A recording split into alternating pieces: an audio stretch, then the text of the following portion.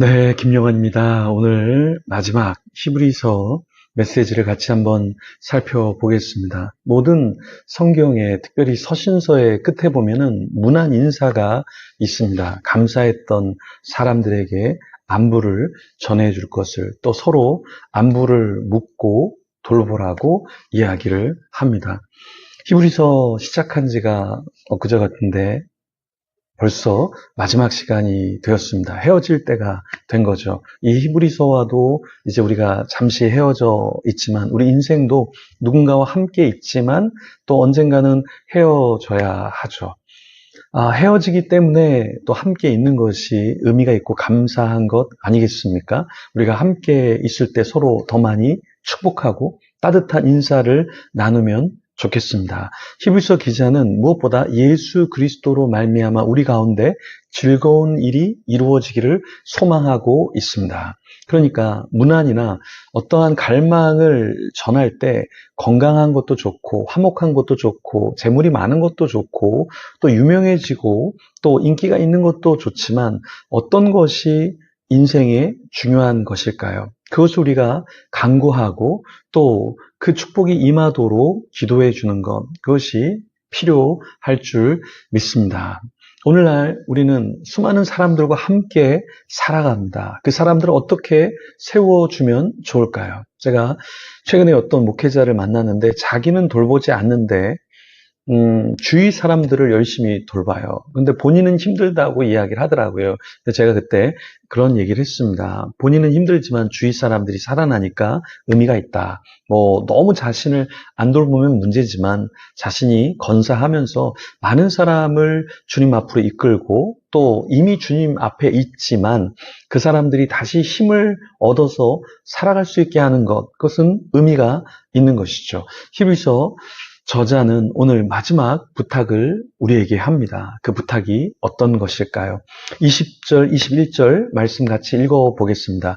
양들의 큰 목자이신 우리 주 예수를 영원한 언약의 피로 죽은 자 가운데서 이끌어내신 평강의 하나님이 모든 선한 일에 너희를 온전하게 하사 자기 뜻을 행하게 하시고 그 앞에 즐거운 것을 예수 그리스도로 말미암아 우리 가운데서 이루시기를 원하노라. 영광이 그에게 세세 무궁토록 있을지어다. 아멘. 히브리서 기자는 예수님을 어떻게 비유하냐면 양들의 큰 목자다라고 이야기를 합니다. 이 세상의 양떼의 목자는 양을 잡아먹기도 하고 유린하기도 하고 제대로 케어하지 않는 경우도 있습니다. 그런데 우리의 대제사장이신 예수님은 양들의 큰 목자로 한 양 한 양을 다 돌보고 이끌어 주시는 것이죠. 하나님은 여기서 어떻게 묘사되고 있습니까? 주 예수를 영원한 언약의 피로 죽은 자 가운데서 이끌어내신 평강의 하나님이라고 고백하고 있습니다. 하나님은 평강의 하나님이에요. 그래서 우리가 하나님을 더 많이 사랑하고 주님과 동행하면 평강을 원하고 또 그 평강이 임하도록 하는 것이죠.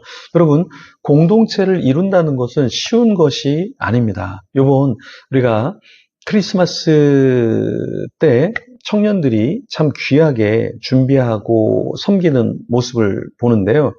이런 공동체를 만드는 것은 사실 쉬운 것이 아니죠. 서로가 서로를 케어하고 서로가 서로를 챙기는 가운데서 함께 무엇인가를 만든다라는 것, 이것은 우리 안에 평강의 하나님이 없다면 결코 이루어질 수 없다라는 것입니다. 그래서 우리 자신이 주님과 화평하고 그런 믿음의 삶 가운데서 우리와 함께 있는 자들이 평강으로 있도록 하는 것은 너무나 중요합니다. 근데 어떤 분은 그분이 있으면 평강이 다 깨져요. 자기도 평안하지 못하고 가족들도 평안하지 못하고 공동체도 평안하지 못하고 그 사람이 가는 곳마다 분쟁과 긴장과 어려움이 있어요. 그것은 아직 진짜 하나님이 어떤 분인지 또 자기 자신을 보고 있지 못하다라는 것이죠. 히브리서 기자는 성도에게 무엇을 간청하고 있습니까? 모든 선한 일에 성도로서 온전하게 되기를 갈망하고 있습니다. 내 뜻이 아니라 하나님의 뜻을 이루기를 갈망하고 있어요. 그렇게 하기 위해서는 예수 그리스도로 말미암아 우리 가운데서 주님이 일하시도록 우리를 내어 드려야 하는 것이죠. 자, 우리는 어떤 일을 할 때 그것이 내 일이 되면 열심히는 하겠지만 방향성을 잃고 내가 이 일을 왜 하는지 또 어떻게 해야 되는지 우리가 망각할 수 있습니다. 하지만 주님이 나에게 맡겨주셨다면 청지기로서 어떻게 해야 주님이 더 기뻐하시는가를 잊지 않고 그 임무를 잘 감당해야 하겠죠. 히브리서 기자는 22절에 이렇게 이야기합니다. 형제들아 내가 너희를 권하노니 권면의 말을 용납하라. 내가 간단히 너희에게 썼느니라. 히브리서 기자는 형제들을 권한다, 권면한다. 자신의 말을 용납해달라. 왜냐하면 권면하면 사람들은 잘 듣지 않거든요. 누군가 이렇게 조언을 하잖아요. 그럼 대부분 사람들은 잘 받아들일 것 같아요. 근데 실제로 사람들은 안 그래요. 왜 나에게 이런 말을 하지? 내가 이거 못한다는 건가? 왜 나에게 이런 말을 하지? 내가 부족하다라는 건가? 내가 실수하고 있다는 것인가? 이렇게 잘못 오해하고 곡해해서 공격할 때도 있고 실망할 때도 있다라는 거예요. 그런데 히브리서 기자는 더 나은 성도가 되도록 내 말을, 내가 권하는 말을 좀 들어라 라고 이야기를 하고 있다라는 것입니다. 그러면서 오늘 히브리서 기자는 문안하라라는 이야기를 해요. 24절에 너희를 인도하는 자들과 및 모든 성도들에게 문안하라. 이달리아에서 온 자들도 너희에게 문안하느니라.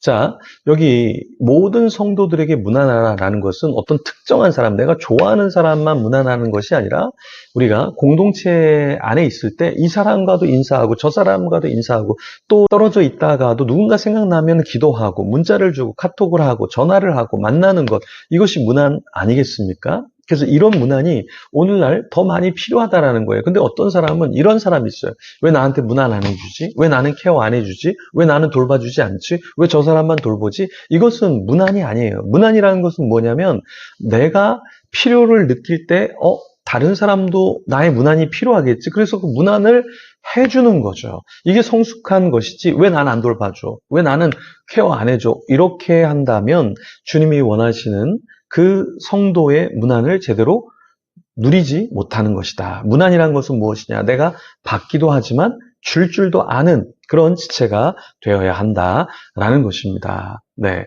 어느 날 간사님들이 저한테 와서 목사님 허락을 받지 못했는데 청년들끼리 서로 마니또를 이렇게 하려고 그러는데 너무 좋다. 뭐 허락이 필요하냐? 서로가 서로를 케어해 준다는 건데 그래서 서로가 서로를 남모르게 이렇게 케어해 준다라는 것, 또 선물 전달해 주는 것 너무나 좋죠. 저한테도 좀 선물을 누군가 마니또로 전해주시면 감사하겠습니다. 서로 문안해주고 서로 챙겨주는 것. 청년들만 챙기는 것이 아니라 우리 교구 식구들도 서로를 챙기고 또 목회자들도 목회자들을 챙기고 선교사님들도 선교사님들과 또 후원해 주시는 분들을 챙기는 그런 문화, 그런 어떤 흐름이 있다면 얼마나 좋을까요? 그런 문안이 여러분과 저에게 끊임없이 있기를 소망합니다. 기도하며 나갑니다. 하나님 감사합니다. 히브리서 말씀을 마칩니다. 많은 권면과 권하는 말이 있었습니다. 그 말들을 다 기억하진 못해도 핵심적인 것, 주님 안에 있는 것, 그리스도를 드러내는 것, 주님이 주신 그 사명을 청지기로서 잘 감당하는 것들, 그런 것들을 잊지 않게 하여 주시옵소서. 무엇보다 주님 서로 무난하게 하여 주시옵소서. 누군가를 정죄하는 것이 아니라 누군가를 케어하고 내가 관심을 받고 싶다면 또 관심 받고 싶은 사람이 누군가를 돌아보는 가운데 그리스도의 공동체를 세워가는 우리가 되게 하여 주시옵소서. 감사합니다. 사탄에게 지지 않게 하여 주시고 속지 않게 하여 주시고 주님의 뜻을 이루는 자 되게 하여 주시옵소서. 예수님 이름으로 기도합니다. 아멘. 우리 계속해서 기도하며 주님 앞에 나가겠습니다.